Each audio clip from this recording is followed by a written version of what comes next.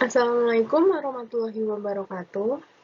Selamat pagi semuanya. Perkenalkan, saya Rahma Syofina Hamid, NIM 190701669 dari Psikologi 6B. Di sini saya akan menjelaskan mengenai asesmen. Tepatnya mengenai standar dalam asesmen dan juga asesmen multimetode. Sebelum kita masuk ke pembahasan, kita harus mengetahui dulu apa itu asesmen. Asesmen itu adalah suatu cara atau metode yang digunakan seseorang untuk menilai atau mengenali perilaku individu. Sebab untuk mengenal perilaku seseorang itu tidak cukup hanya dengan menarik kesimpulan berdasarkan pemahaman secara pribadi saja, tapi juga diperlukan penilaian dengan alat ukur yang pasti, yang sistemnya itu sudah disepakati bersama.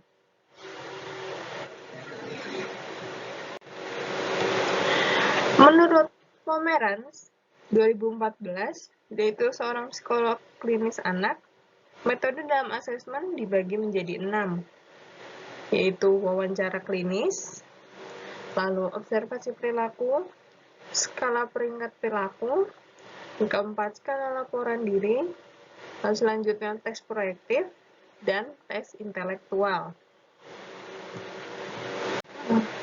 Sekarang, mari kita masuk ke pembahasan pertama, yaitu mengenai standar dalam asesmen.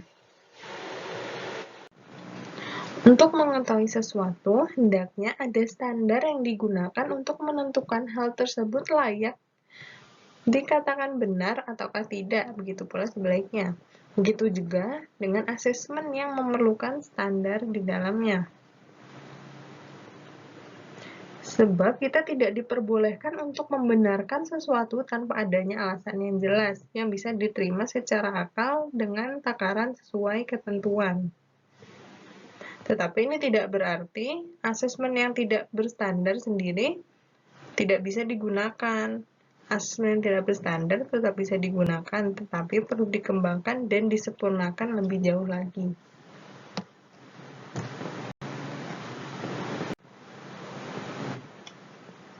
Lalu, apa perbedaan dari asesmen yang berstandar dan tidak berstandar?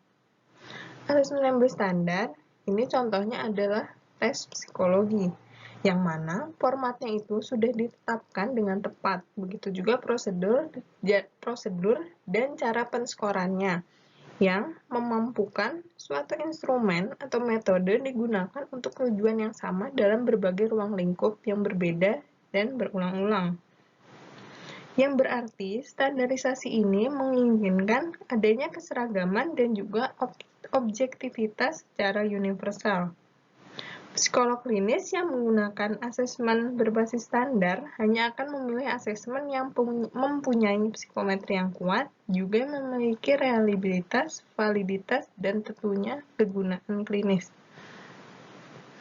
Lalu, kalau asesmen yang tidak berstandar ini mengutamakan pendekatan yang luas, variatif, serta lebih subjektif ketika mengumpulkan data dan menginterpretasikannya untuk mengasesmen manusia.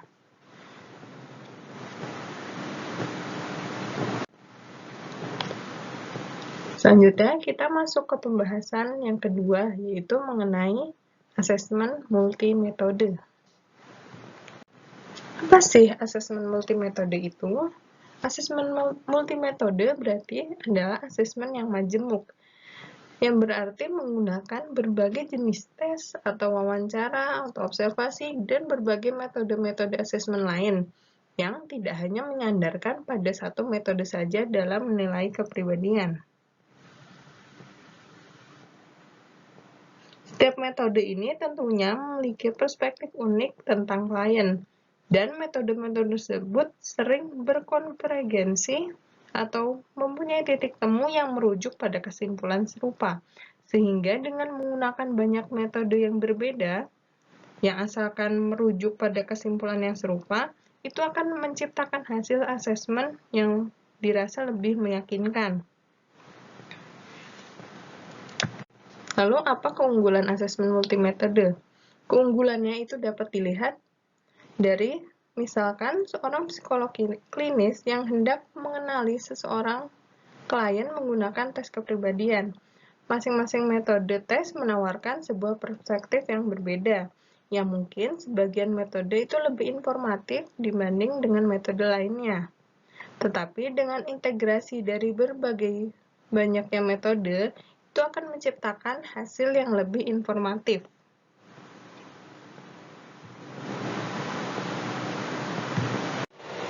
Setelah kita tadi membahas mengenai keunggulan asesmen multimetode, kita ini akan membahas sedikit mengenai pentingnya mengetahui budaya dalam asesmen. Mengapa? Sebab kelengkapan informasi ketika kita mengenali seorang klien itu merupakan hal yang penting. Mulai dari latar belakang keluarganya, lingkungannya, pendidikannya, pengalamannya, dan terlebih budayanya. Mengapa mengetahui budaya itu penting? Sebab seseorang itu dibesarkan dalam budaya tertentu, yang mana nanti perilakunya akan kurang lebih sama sesuai dengan budayanya.